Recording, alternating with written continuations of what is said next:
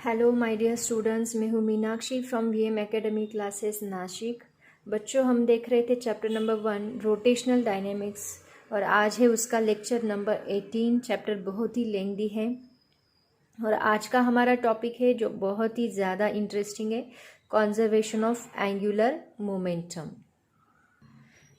तो देखो बच्चों, कंजर्वेशन ऑफ एंगुलर मोमेंटम में सबसे पहले मैं आपको कुछ एग्जांपल्स बताती हूँ। देखो, इस वीडियो में मैं आपको बैलेट का वीडियो भी दिखाऊंगी और डाइविंग ऑफ स्विमिंग पूल में जो डाइविंग करते हैं उनका भी वीडियो दिखाऊंगी।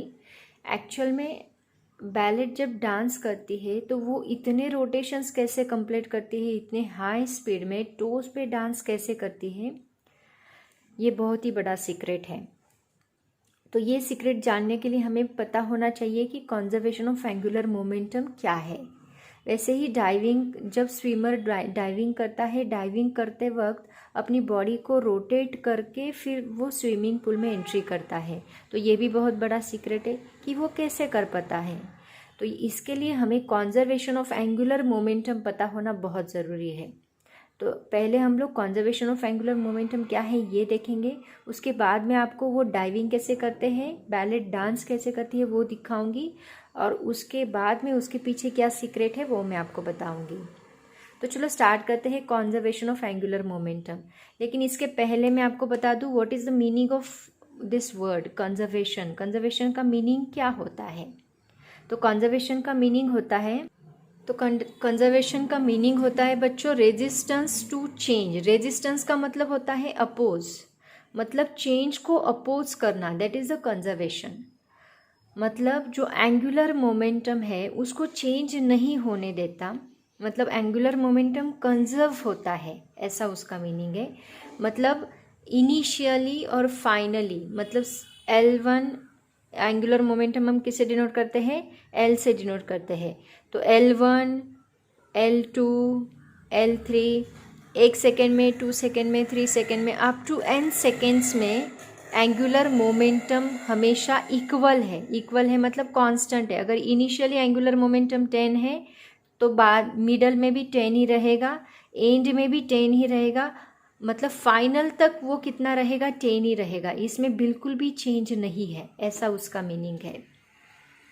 इसका मतलब हम बोलेंगे कि एंगुलर मोमेंटम क्या है? It is constant everywhere. Angular momentum constant है, ऐसा उसका मीनिंग है। इसी को हम लोग बोल सकते हैं initial angular momentum is equal to क्या है? Final angular momentum.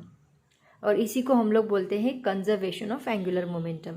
मतलब बॉडी अगर रोटेट हो रही है, ये बॉडी अगर रोटेट हो रही है तो इसका यहाँ पे एंगुलर मोमेंटम, यहाँ पे एंगुलर मोमेंटम, यहाँ पे, या फिर वापस यहाँ पे आने के बाद उसका एंगुलर मोमेंटम सेम रहेगा, 10 10 10 10 ही रहेगा। It is called as conservation of angular momentum. तो यही टॉपिक को हम लोग डिटेल में स्टडी करने वाले हैं।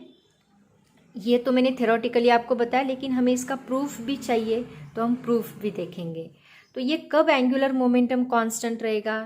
क्या टॉर्क चेंज होने के बाद भी कांस्टेंट रहेगा, या उसके लिए टॉर्क नहीं चाहिए, टॉर्क जीरो चाहिए? क्या चाहिए वो हम लोग स्टडी करने वाले हैं। लेकिन उसके पहले हम लोग थोड़ा ट्रांसलेटरी मोशन के बारे में स्टडी करते हैं। ट्रांसलेटरी मोशन के लीनियर मोमेंटम के बारे में स्टडी करते हैं। उसके लिए हमें देखना होगा Newton second law of motion. Newton second law of motion हमें क्या बताता है कि force is directly proportional to change in momentum. Change in momentum मतलब क्या होता है? dp/dt। तो ये p मतलब लीनियर मोमेंटम हो गया। तो फोर्स जो है that is directly proportional to change in momentum. मतलब अगर हम फोर्स इंक्रीज करते हैं तो मोमेंटम भी इंक्रीज होता है। चेंज इन मोमेंटम, मोमेंटम में चेंज होते रहेगा। लेकिन अगर ये अप्लाइड फोर्स जो है, एक्सटर्नल फोर्स इसको हम बोल सकते हैं, ये एक्सटर्नल फोर्स अगर हम जीरो कर दें, मतलब बॉडी के ऊपर कुछ भी फोर्स हम अप्लाई नहीं कर रहे, तो क्या होगा? अगर ये अप्लाइड फोर्स हम जीरो कर दें तो हमें ये क्या मिलेगा? चेंज इन मोमेंटम भी क्या मिलेगा? जीरो मिलेगा। That is also equal to zero. अगर हमने एक्सटर्नल फोर्स जीरो किया तो ये भी हमें क्या मिलेगा? जीरो। बॉडी में चेंज ही नहीं आएगा, मोमेंटम में चेंज ही नहीं आएगा।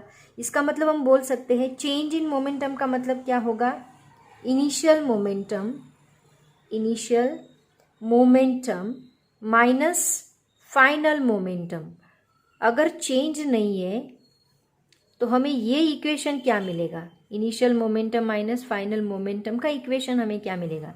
पहले भी बॉडी में 10 है, बाद में भी बॉडी में 10 है, मतलब चेंज ही नहीं है, तो इनिशियल भी 10 है, फाइनल भी 10 है, और 10 माइनस 10 हमें क्या मिलेगा, इट इज इक्वल टू 0 मिलेगा। मतलब हम बोल सकते हैं initial momentum minus final momentum हमें क्या मिल रहा है, 0 मिल रहा है। इसी का मतलब हम बोल सकते हैं, शॉर्टकट में हम लोग इसको ऐसे लिखेंगे, initial momentum is equal to, ये माइनस अगर उस साइड में शिफ्ट कर दूं तो मुझे क्या मिलेगा, फाइनल मोमेंटम। इसका मतलब क्या, इनिशियल लीनियर मोमेंटम और फाइनल लीनियर मोमेंटम ये दोनों भी इक्वल है। इसका मतलब लीनियर मोमेंटम क्या है, कांस्टेंट है, और इसी को हम लोग बोलते हैं कंजर्वेशन ऑफ लीनियर मोमेंटम। तो ये ट्रांसलेटरी मोशन में हो गया। ऐसे ही हम लोग रोटेशनल मोशन में, क्योंकि हमें पता है ये दोनों एनालॉगस क्वांटिटी है, dp बाई डी टी, यहाँ पे लीनियर मोमेंटम तो वहाँ पे क्या होता है, एंगुलर मोमेंटम, यहाँ पे फोर्स तो वहाँ पे होता है टॉर्क, तो ये एनालॉगस है। इसका मतलब हम बोल सकते हैं अगर ट्रांसलेटरी मोशन में लीनियर मोमेंटम कंजर्व हो रहा है, इसका मतलब रोटेशनल मोशन में भी एंगुलर मोमेंटम कंजर्व होगा। लेकिन कब कंजर्व होगा, जब एंगुलर मोमेंटम में टॉर्क होता है, वो टॉर्क, एक्सटर्नल टॉर्क अगर हम 0 कर दे तो हमें एंगुलर मोमेंटम क्या मिलेगा, 0 मिलेगा, और उसकी वजह से एंगुलर मोमेंटम कांस्टेंट रहेगा और वो कंजर्व होगा। लेकिन ये हमें प्रूव करना होगा। ये हमने 11th स्टैंडर्ड में स्टडी किया था, उसको मैंने थोड़ा रिवाइज किया। अब देखते हैं रोटेशनल मोशन में एंगुलर मोमेंटम कंजर्व कैसे होता है। लेकिन उसके पहले मुझे प्रूफ देना पड़ेगा, उसके पहले मुझे दिखाना पड़ेगा कि angular change in angular momentum is equal to torque होता है। तो उसके लिए पहले हम एंगुलर मोमेंटम का फॉर्मूला कंसीडर करते हैं। आपको पता है एंगुलर मोमेंटम के 2 फॉर्मूलेज हैं, एक है L bar is equal to I omega bar, ये एक फॉर्मूला है, L bar is equal to I omega bar, और दूसरा फॉर्मूला है L bar is equal to R bar cross F bar. तो ये फॉर्मूले का यूज़ करके हम लोग एंगुलर मोमेंटम कंजर्व है कि नहीं वो प्रूव करना चाहते हैं। तो ये फॉर्मूला हम लोग यूज़ करते हैं, इसको मैं रफ करती हूँ। तो as we know that, sorry मैंने एफ बार बोला, यहाँ पे पी बार होना चाहिए। So L bar is equal to R bar cross P bar, ये फॉर्मूला हम कंसिडर करते हैं। इसको हम डिफ्रेंशिएट करते हैं। डिफ्रेंशिएट मतलब क्या, डेरिवेटिव लेना चाहते हैं विथ रिस्पेक्ट टू टाइम। तो d L bar divide by D t, d L bar divide by d T is equal to differentiate with respect to time R bar cross P bar. इन दोनों को हमने differentiate किया। तो हमें पता है ये प्रोडक्ट का डिफ्रेंशिएशन कैसे होता है, प्रोडक्ट रूल ऑफ डिफ्रेंशिएशन आपको पता होगा। पहले हम इसका डिफ्रेंशिएशन लेंगे प्लस करके फिर इसका डिफ्रेंशिएशन लेंगे, दोनों का डिफ्रेंशिएशन लेके प्लस करना है। तो हम लोग लेंगे आर बार, पहले हम इसका डिफ्रेंशिएशन लेते हैं, R bar into d P bar by D t plus, अब P bar as it is रखो और आर बार का डिफ्रेंशिएशन लो, d R bar by D t into ये P bar as it is. तो यहाँ पे हमें पता ये हमें मिला d L bar by D t, तो ये हमें मिला d P bar by D t और D R bar by D T. अब देखो ये किसका फॉर्मूला है, change in displacement with respect to time, ये किसका फॉर्मूला है, वेलोसिटी का। तो हम लिख सकते हैं D R bar by, R मतलब डिस्प्लेसमेंट हो गया, D R bar by D T is equal to क्या है, वेलोसिटी वी बार, और D P bar by D T किसका फॉर्मूला है, चेंज इन मोमेंटम। अभी अभी Newton second law of motion में हमने देखा, ये किसका फॉर्मूला है, एफ बार का। तो हम लोग यहाँ पे लिख सकते हैं D P bar by D T की जगह पे एफ बार लिख सकते हैं और D R bar by D T की जगह पे वी बार लिख सकते हैं। तो हमें मिलेगा D L bar by D T is equal to R bar cross F bar plus V bar cross P bar. तो यहाँ पे हमें P का फॉर्मूला भी पता है, P का फॉर्मूला है मोमेंटम, मोमेंटम का फॉर्मूला होता है मास इनटू वेलोसिटी। तो हम लोग यहाँ पे लिखेंगे R bar cross F bar plus V bar cross M V bar. तो यहाँ पे m कॉमन निकल सकता है, अगर मैंने m कॉमन निकाला तो मुझे मिलेगा dl bar by dt is equal to r bar cross f bar plus m बाहर निकाला v bar cross v bar. तो देखो ये v bar cross v bar आपको वेक्टर में जाना पड़ेगा। वेक्टर चैप्टर जो है 11 का, दो same v bar cross v बार प्रोडक्ट क्रॉस प्रोडक्ट, इनका सेम क्वांटिटी का क्रॉस प्रोडक्ट हमें क्या मिलेगा, 0 मिलेगा। तो यहाँ पे अगर हमने 0 पुट किया तो हमें मिलता है dl बार बाय dt। इसके लिए आप 11 का सेकेंड चैप्टर स्टडी करो, that is equal to r bar cross f bar, और ये तो पूरा 0 हो जाएगा। तो देखो r बार क्रॉस f बार कुछ याद है, ये किसका फॉर्मूला है, it is the moment of force, और मोमेंट ऑफ फोर्स का ही दूसरा नाम होता है टॉर्क। मतलब टॉर्क इज इक्वल टू क्या होता है, r बार क्रॉस f बार। इसका मतलब इसकी जगह पे हम टॉर्क लिख सकते हैं, तो हमें मिलेगा टॉर्क बार, बार होना चाहिए, is equal to dl bar by dt।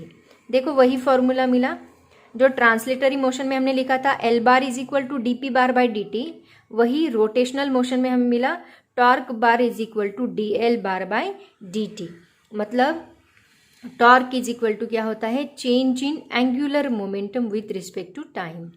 अब देखो यहाँ पे सेम जैसे हमने रोटेशनल ट्रांसलेटरी मोशन में किया था, Newton second law of motion में थोड़ी देर पहले, अगर मैं टॉर्क 0 कर दूँ, मतलब एक्सटर्नल टॉर्क अगर हम 0 कर दें, तो हमें ये पूरा इक्वेशन हमें यहाँ पे क्या मिलेगा, दैट इज इक्वल टू 0 मिलेगा। अगर ये चेंज 0 है, इसका मतलब हम बोल सकते हैं, अगर चेंज 0 है इसका मतलब हम बोल सकते हैं कि L बार इनिशियल माइनस L बार फाइनल, ये दोनों भी सेम है। अगर ये दोनों सेम है तो इज इक्वल टू हमें क्या मिलेगा, 0 मिलेगा। अगर ये 0 मिलेगा इसका मतलब हम बोल सकते हैं Li bar is equal to LF bar, ये दोनों क्या है, कांस्टेंट है, ऐसा हम लोग बोल सकते हैं। मतलब यहाँ पे एंगुलर मोमेंटम क्या हो रहा है, कांस्टेंट है, 0 आ रहा है चेंज, इसका मतलब चेंज बिल्कुल भी नहीं है, इसका मतलब कंजर्वेशन हो रहा है एंगुलर मोमेंटम का, ऐसा उसका मीनिंग है। Here angular momentum is conserved. तो हमने देखा कि dl bar by dt is equal to क्या है, 0 है, इसका मतलब l bar is equal to constant है। इसका मतलब हम बोल रहे हैं कि एंगुलर मोमेंटम क्या हो रहा है, कंजर्व हो रहा है। लेकिन ये कब कंजर्व हो रहा है, एंगुलर मोमेंटम कंजर्व कब होगा, जब एक्सटर्नल टॉर्क मतलब अप्लाइड टॉर्क अगर 0 होगा, एक्सटर्नल अनबैलेंस टॉर्क अगर 0 होगा, तभी हमें dl बार बाय dt क्या मिल सकता है, 0 मिल सकता है। मतलब एंगुलर मोमेंटम कंजर्व हो सकता है। ये कब पॉसिबल है, जब टॉर्क एक्सटर्नल 0 रहेगा, तभी ये पॉसिबल है। तो ये बात आपको याद रखनी है। अभी देखो यहाँ पे L bar is equal to constant है, तो इस पे से हम लोग लिख सकते हैं, L का फॉर्मूला है I ओमेगा। तो अगर L1 is equal to L2 आ रहा है, इसका मतलब हम बोल सकते हैं I1 omega 1 is equal to क्या है, I2 ओमेगा 2 है।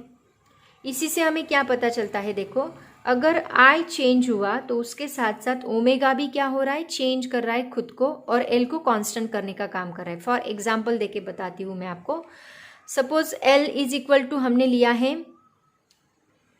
20, L इज इक्वल टू 20 है, और इसमें I इज इक्वल टू 2 है और ओमेगा इज इक्वल टू 10 है, ऐसे हम लोग कंसीडर करते हैं।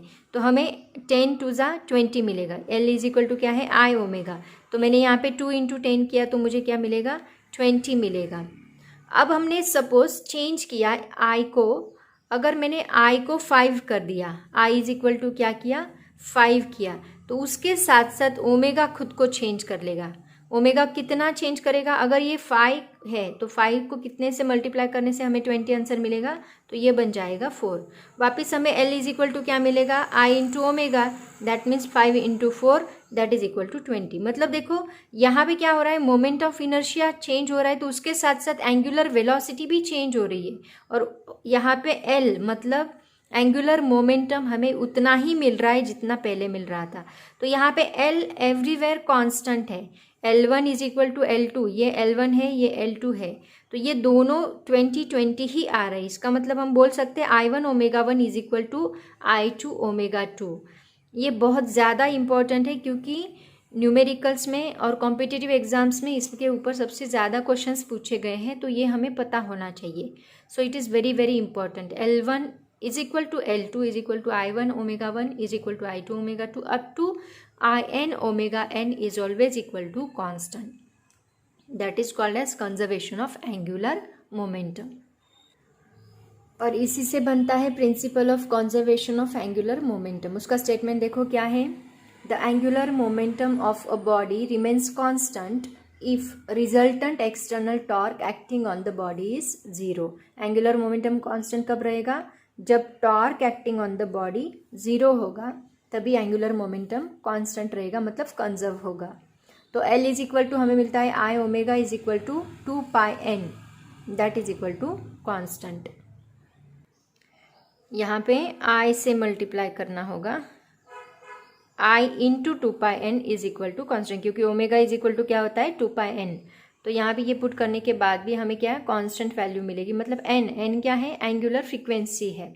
यहाँ पे हम लोग इसके पहले हमने स्टडी किया है इसका फॉर्मूला, तो एंगुलर फ्रीक्वेंसी भी उसके अकॉर्डिंगली चेंज होती है अगर हमने L चेंज किया तो, नहीं तो ये भी कांस्टेंट ही रहेगी, लेकिन कब, जब टॉर्क जीरो रहेगा तब। तो देखो बच्चों, कंजर्वेशन ऑफ एंगुलर मोमेंटम का सबसे बड़ा एप्लीकेशन ये दो चीज़ों में होता है, ballot dancer and diving in a swimming pool. मतलब जो बैलेट डांसर होती है वो सबसे ज़्यादा यूज़ करती है conservation of linear moment angular momentum का, और डाइवर जो होता है, जो डाइविंग करता है स्विमिंग पूल में, डाइविंग करते वक्त वो रोटेशन लेता है, तो वो सबसे ज़्यादा यूज़ करता है। तो यहाँ पे वो क्या एप्लीकेशन यूज़ करते हैं देखो, सबसे पहले तो मैं आपको बता दूं L क्या है, यहाँ पे L is equal to I omega is equal to हमें कांस्टेंट मिल रहा है, इसका मतलब हम बोल सकते हैं I omega is equal to constant. तो वो बैलेट डांसर और जो डाइवर है वो क्या करते हैं, ओमेगा को बढ़ाने के लिए I को डिक्रीज करते हैं। कैसे देखो, यहाँ पे I omega is equal to constant है, इसका मतलब हम बोल सकते हैं कि I, अगर मैं ये I इधर शिफ्ट करूँ तो हमें क्या मिलेगा, कांस्टेंट डिवाइड बाय I मिलेगा, ये इस साइड आके डिवाइड हो जाएगा। इसका मतलब हम बोल सकते हैं इन दोनों में क्या रिलेशन है, इन्वर्सली प्रोपोर्शनल का रिलेशन है। अगर I इंक्रीज किया तो ओमेगा डिक्रीज होता है, और अगर I डिक्रीज किया तो ओमेगा इंक्रीज होता है। तो जो बैलेट डांसर है वो एंगुलर स्पीड को, मतलब रोटेशन को तेजी से घूमने के लिए, रोटेशन बढ़ाने के लिए उसका मोमेंट ऑफ इनर्शिया कम करती है, मतलब I को कम करती है। कैसे कम करती है वो हम वीडियो देख के मैं आपको बताऊंगी। और वैसे ही डाइवर करता है, डाइवर भी क्या करता है, जब छलांग लगाता है तो छलांग लगाते वक्त वो रोटेशन लेता है और फिर स्विमिंग पूल में एंट्री करता है, तो वो रोटेशन में उसका एंगुलर स्पीड बढ़ जाता है, बहुत फास्ट तेजी से रोटेट करता है तो उसका एंगुलर स्पीड बढ़ जाता है। तो एंगुलर वेलोसिटी उसकी बढ़ गई, एंगुलर स्पीड उसका बढ़ गया, इसका मतलब उसका मोमेंट ऑफ इनर्शिया उसने कम किया। तो उसका मोमेंट ऑफ इनर्शिया वो कम कैसे करता है, उसके पहले मैं आपको बैलेट डांसर का वीडियो दिखाती हूँ, उसके बाद मैं इसको एक्सप्लेन करूँगी। तो चलो हम देखते पहले उसका video. So I'm going to do a few releves.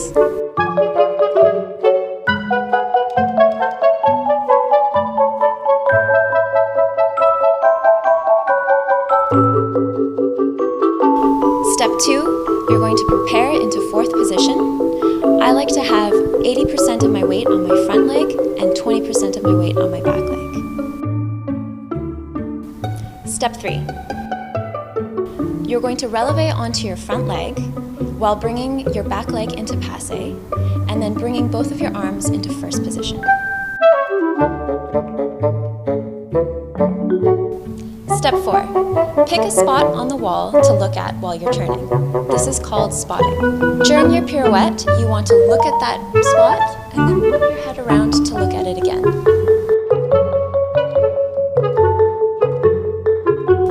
The final step is put it all together and hopefully you've got a pirouette.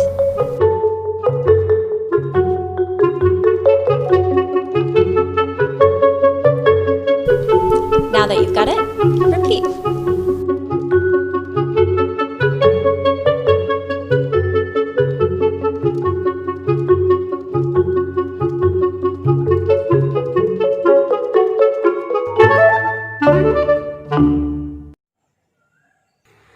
तो देखो बच्चों, वीडियो में हमने देखा कि बैलेट डांसर डांस करने के पहले उसके हाथ उसने ऐसे स्ट्रेच करके रखे थे और पैर भी स्ट्रेच करके रखे थे। एक पैर वो ज़मीन पे रखती है और दूसरे पैर को स्ट्रेच करती है। तो इनिशियली जब वो रोटेट करना स्टार्ट करती है तो पहले हाथों को स्ट्रेच करती है। स्ट्रेच करने के बाद ये उसका एक्सिस ऑफ रोटेशन होगा। इस एक्सिस के अलॉन्ग वो ऐसे रोटेट हो रही है बैलेट डांसर। तो ये एक्सिस से इसका जो डिस्टेंस है वो आर, वो बहुत ज़्यादा है। और आई का फॉर्मूला क्या है? mr²। ये आई का फॉर्मूला है। मोमेंट ऑफ इनर्शिया हमें क्या करना है? इनिशियली अगर वो पहले फोर्स लगाएगी, इनिशियली टॉर्क लगाएगी। टॉर्क लगाने के लिए मतलब उसके अंदर मोमेंट ऑफ इनर्शिया इंक्रीज होगा।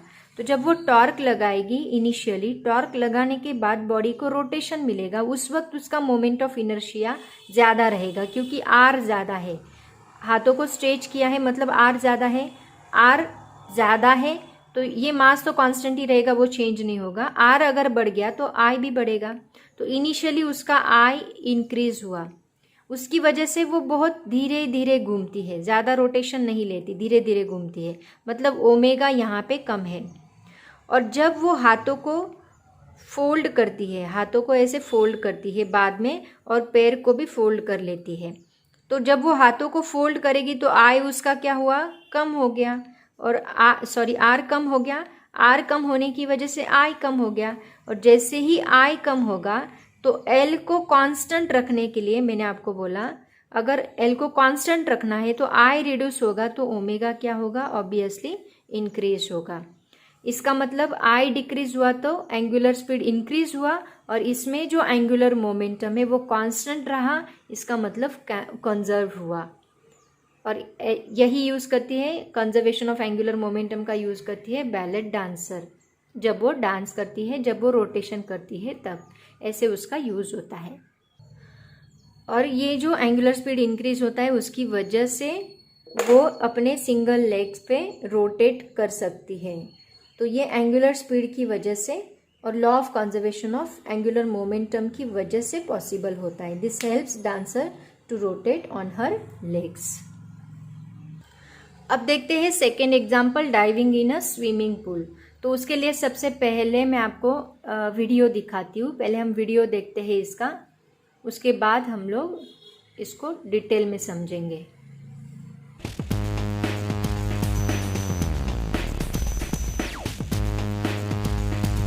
In women's springboard diving, the star is Mrs. Pat McCormick.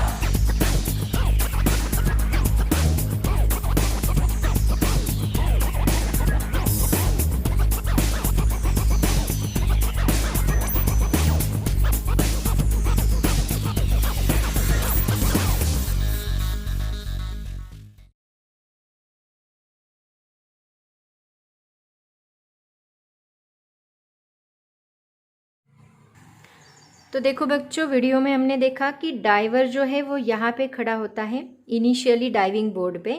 जब वो यहाँ से छलांग लगाता है तो उसकी बॉडी स्ट्रेच होती है, उसकी बॉडी ऐसे स्ट्रेच होती है। जब वो छलांग लगाएगा तो बॉडी को स्ट्रेच करेगा, उसके बाद वो बॉडी को रोटेट करता है। मतलब बॉडी का ये मोमेंट ऑफ इनर्शिया जो है, यहाँ पे आर ज़्यादा है, बॉडी स्ट्रेच है तो आर क्या रहेगा, ज़्यादा रहेगा। आर ज़्यादा होने की वजह से उसका आई भी ज़्यादा रहेगा। और जैसे ही वो बॉडी को फोल्ड करेगा तो आर कम हो जाएगा। आर कम होने की वजह से मोमेंट ऑफ इनर्शिया भी क्या होगा, कम होगा। बट मोमेंट ऑफ इनर्शिया कम होगा लेकिन एंगुलर स्पीड क्या होगा, इंक्रीज होगा।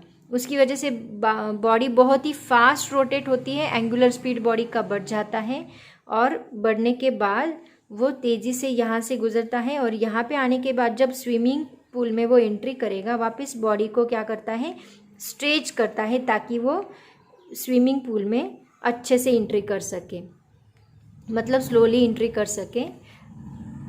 वापस यहाँ पे उसका मोमेंट ऑफ इनर्शिया वो कम कर देता है ताकि स्मूथली वो स्विमिंग पूल में एंट्री कर सके। ऐसे वो law of conservation of momentum का यूज़ करता है। यहाँ पे वापस देखो, आई डिक्रीज हुआ, ओमेगा इंक्रीज हुआ, मतलब एल क्या हो गया, कांस्टेंट, मतलब एल यहाँ पे कंजर्व हुआ। ऐसे दोनों एग्जाम्पल्स में लॉ ऑफ कंजर्वेशन का बहुत ज़्यादा यूज़ हुआ है।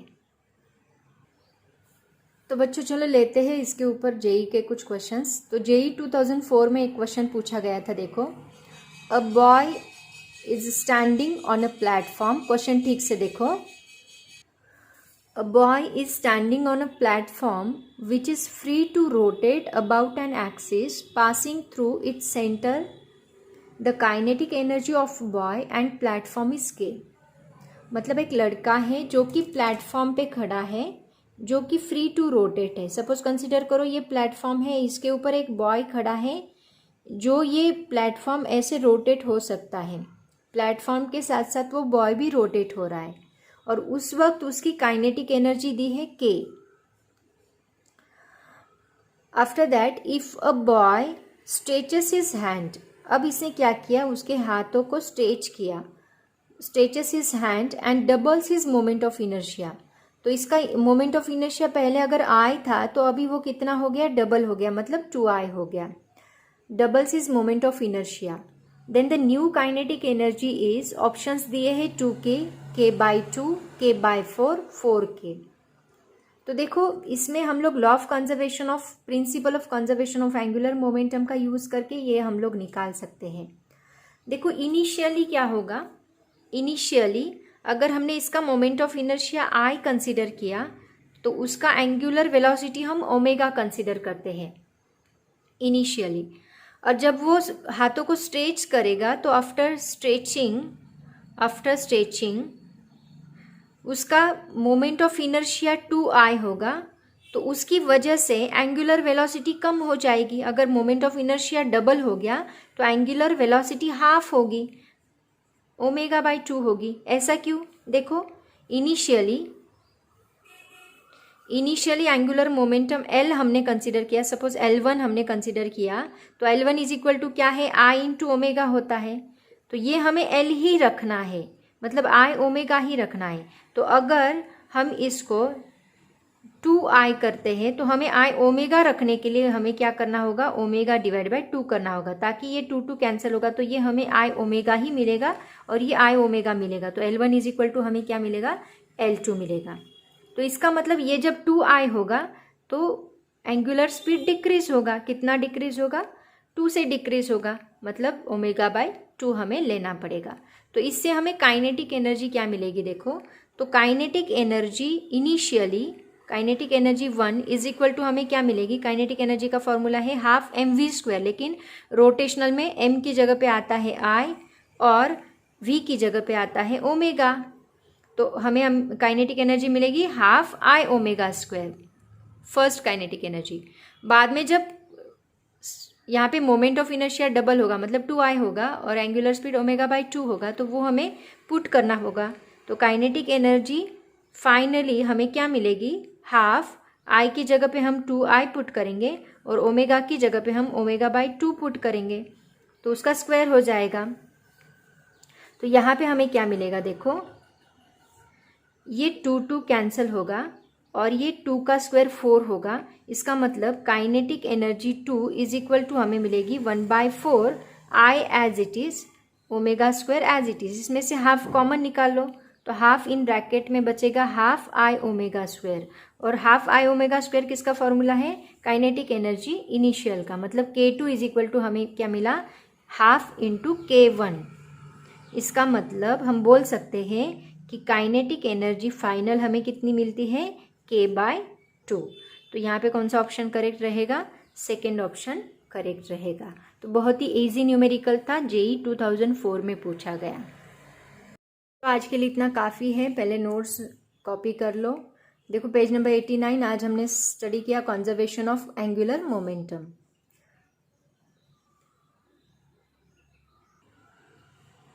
Page number 90,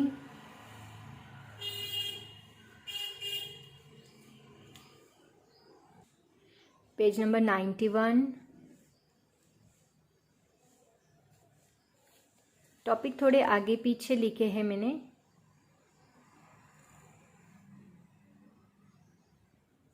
page number 92,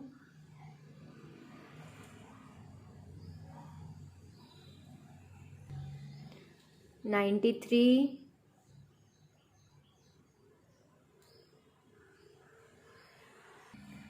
94। बच्चों अगर नोट्स विजिबल नहीं हैं तो मुझे कमेंट करो, मैं इसकी PDF फाइल सेंड करूँगी आपको। तो आज के लिए इतना काफ़ी है। Thank you so much. पढ़ाई करते रहो एंड बाय बाय।